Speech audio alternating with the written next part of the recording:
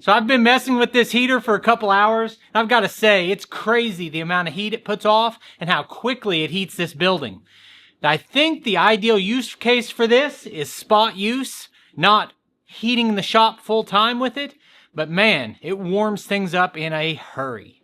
Hey, it's Brock here with Rock Hill Farm, and today we're going to be looking at a kerosene forced air heater and comparing it to some of the other heating options that I've been using to keep my workshop heated this winter.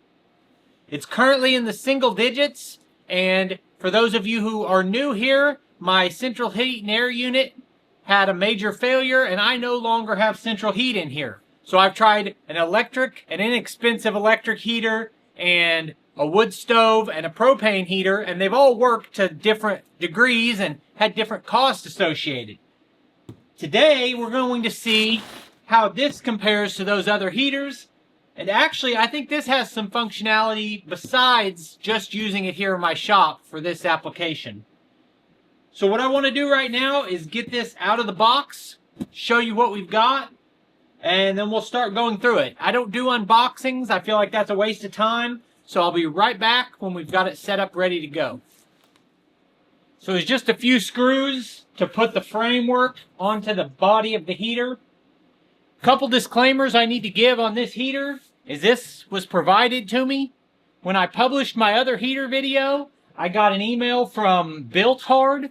Bilthard is the company who makes this. They said, we saw your heater video and we thought this would be a good unit to compare to the other heating options you've got. So they sent me this for the demonstration. Now the brand that contacted me is Bilthard, and the website that you would order this from is Bilthard. You can also order it on Amazon, but it says high quality on the heater, and the high quality is the brand of my lights out in the Quonset hut. And I've had those a long time. Those have been great lights. But we'll put this through its paces and we'll see how it does after I've used it for a while. Now for reference, comparing this to the other heating units I've got, the electric heater, I'll have videos in the description of this video. I'll have links to all the other heater videos. The electric heater that I hung from the ceiling is 35,000 BTU. The propane heater is 30,000 BTU. The wood stove is 54,000 BTU. This is 215,000 BTU. Now I probably, to make it more of an even comparison, I should have got one of their smaller units. They have these that are much less expensive. This one runs around $500 or $600. They have them that are in the, $200 and under range that are closer in heat output to the other units I've used. But I got this big one because once I solve my heating issue in the shop, this can have uses outside the shop. As a matter of fact, I've seen these used a lot in outdoor industrial settings. But you know what? I've talked enough. Let's get this fired up, and then I'll give you some more thoughts on it. So this can run off of kerosene or diesel. Now they say the kerosene will burn a little cleaner. If you use diesel, you might get a little bit of an odor from the diesel, but diesel's more readily available, and we all already have it on the farm. So that's a choice that we can each make on our own. But I'm going to go ahead and plug this in, fill it full of kerosene, and we'll get it fired up.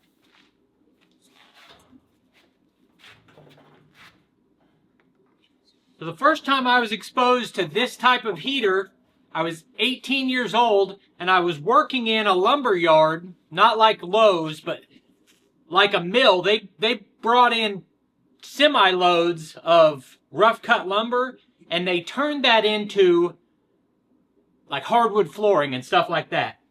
And my job there was sorting boards as they came down a conveyor and working them over onto a pallet. But the guys who worked outside were outside all day, and in the winter, they would run these types of heaters, these 215,000 BTU heaters, outside so that the guys in between loads, they could walk over and stand next to it and warm up. So they would run these all day outside for those guys. And these just put out a tremendous amount of heat, more than I would need in here. But it plugs in and it's thermostat controlled.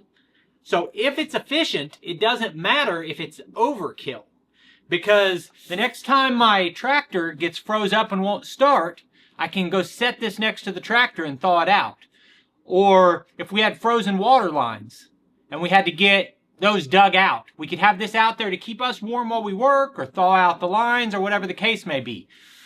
Sometimes farmers who are milking cows and stuff will have even their cow barn that's not fully enclosed. They'll run something like this inside of it when they have to be out there.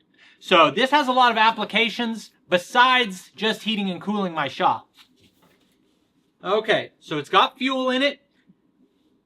Besides thermostat controlled, another thing I really wanted was wheels, so it's easy to move around, and also a large fuel capacity. This holds 13.8 gallons of fuel, because who wants to be refilling it all the time? And the fact it can run off diesel, I've usually got 50 or 100 gallons of diesel laying around. Now today we're running it off kerosene, and I wanted to start with kerosene because that's the recommended fuel choice. But don't buy kerosene in a prepackaged container at a hardware store or a Tractor Supply or something like that.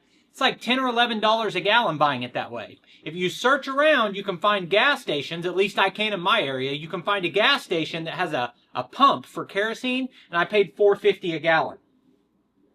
So now we're going to flip this on.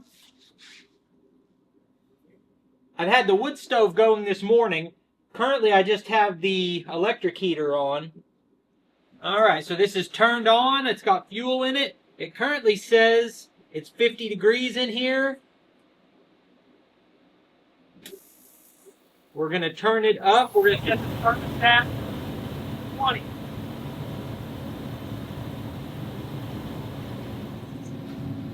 Tell you what, I had to get away from that. That puts out so much heat. Honestly, for use in this shop, I should have got the 85,000 BTU. But as I said earlier, I think this will have applications outside of this shop. 8 to 10 feet away from it, and it's just blasting heat over here. That heater ran for about 5 minutes and raised the temperature of the shop that quickly. So this thing is only going to run maybe 5 minutes an hour. Now that's my initial impression of it, but what I'm going to do is actually use it for the next week or the next month and really get my true thoughts on having this type of a heater, and then I'll come back and do an update on it. But there's no comparison in terms of heat output, even to a wood stove. The other heater I have, the electric and the propane, they have to basically run 24/7 to maintain the shop temperature if it's below 30 or 40 degrees outside. And it's in the single digits today. Those heaters have to run 24/7 to maintain temperature in this shop. This thing was able to blast the shop temperature up in just a few minutes. So it'll be really interesting to see how much fuel this uses.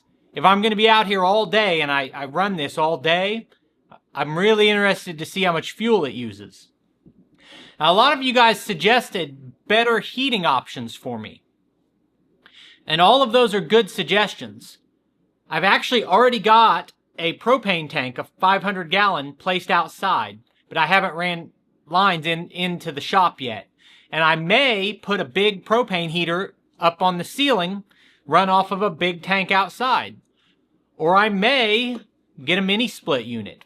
But what I was looking at are cheap options that you can do tomorrow to provide heat, not something that's going to be thousands of dollars and take a time investment to get set up.